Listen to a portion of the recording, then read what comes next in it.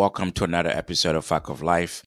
I'm your host, Gideon Oben, and today we're diving into a topic that affects so many of us, often without us even realizing it, and how childhood pain can carry over into adulthood and continue to affect us for years, even decades after. From emotional scars to behavioral patterns we cannot break. Childhood experiences shape the adults we become, so why does holding on to childhood pain affect us so deeply, and how do we begin to break free of its grip? Let's explore this together, and hopefully we can come into a moving conclusion at the end of the day. Childhood is a formative time in our lives, whether it stems from a difficult family dynamic, emotional neglect, bullying, or trauma. The pain we experience as children often leaves us lasting imprint. Think about it. When we're young, we don't yet have the emotional tools to process complex feelings. So we tend to internalize these unresolved emotions, and often they stay with us. Psychologists say early childhood experiences, especially negative ones, can influence how we see ourselves and the world around us. One quote that really stuck with me from an online discussion I recently encountered was, "I never really realized that anxiety I felt in my 20s was tied to the lack of emotional security I had as a kid. It took therapy for me to understand that connection." Does this resonate with you? It surely does with me, and hence why I'm asking. So maybe it's not just anxiety, but other behaviors like pleasing, mistrust in relationship, or difficult managing stress. There are just a few ways childhood pain can affect us as well into our adult lives. And if you're over 40, you might find those patterns have become even more deeply ingrained, making them hard to change. Childhood pain doesn't just disappear as we grow. It often evolves into habits and emotional reactions that affect our relationships, career choices, and even our self-esteem, and sometimes even our physical health.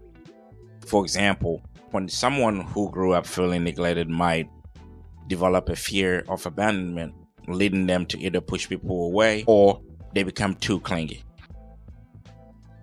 And hence, they want to hold on so tightly to a relationship and never want to let it go.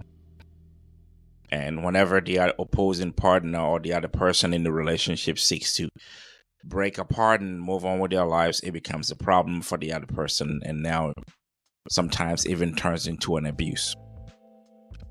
A child who was constantly criticized might struggle with perfectionism as an adult. I saw another example from a Reddit thread. One user shared, "I never understood why I kept sabotaging myself in my relationships. It wasn't until my therapist pointed out that my fear of being hurt was rooted in my parents' divorce when I was 7 years old. That fear still haunts me in my 20s and in my 30s and even in my 40s today." For Gen Zs, childhood pain might manifest differently due to the added pressure of growing up in a digital world where everyone's life seems perfect online. So feeling inadequate or comparing oneself to others can compound childhood issues. The pain might show up as an anxiety, overachievement, or even detachment. Regardless of the generalization, the impact of childhood pain is real and often unseen.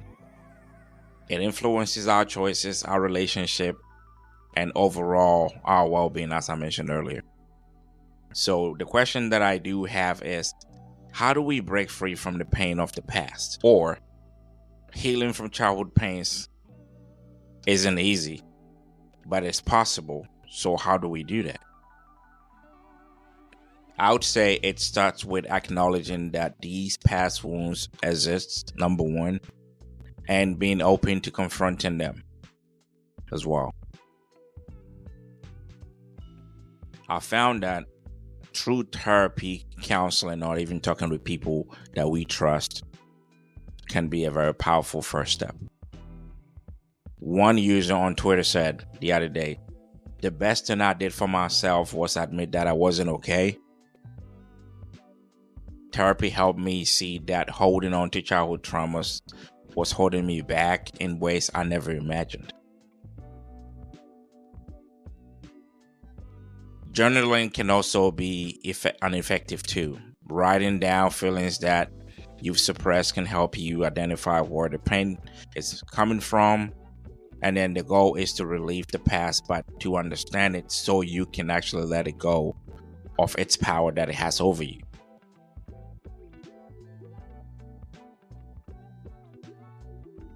And for those over 40, I keep mentioning over 40 because it's an age cutoff where you are neither too old or too young. And sometimes when you're that age, it becomes very difficult to make decisions because now, would I be considered as I'm childish, or would I be considered as I'm an adult with no sense? So you might think that it's too late to change partners that have been with you for essentially decades. But remember, healing isn't about forgetting the past. It's about learning how to live better in the present. One piece of advice I found from a blog post that also, again, really stuck with me says, healing is a journey and not a destination. And no matter your age, it's never too late to begin that journey. A huge part of my healing is practicing self-compassion. It's easy to get frustrated with ourselves for holding on to past hurts, but being kind to yourself is key to moving forward.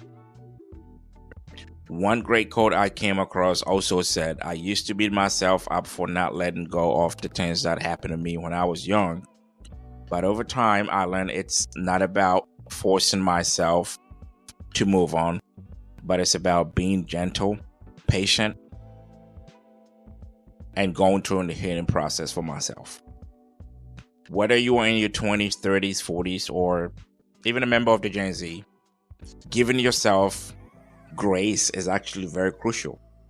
Acknowledge the healing and notice that it takes time, and it's okay to not have all the answers right away. Surround yourself with supportive people who encourage you with your growth. Healing from childhood pain is a lifetime process. It's about recognizing the past and how it shaped us, taking active steps to address wounds, and ultimately learning to live with the sense of freedom. As we go through this journey, remember, you are not defined by the pain you carry. Whether it's seeking therapy, journaling, or taking a step back to reflect, you can start to break free from your hold on your childhood pain. And whenever you are on your healing journey, take it one day at a time. And I say that in all caps, take it one day at a time.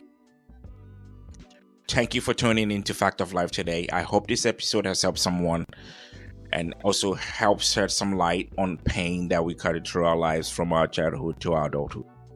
If you ever have stories or thoughts on this topic, please feel free to share them with us. And I would love to hear them from you. Until next time, take care. Remember, healing is always possible. I'm out. Thank you.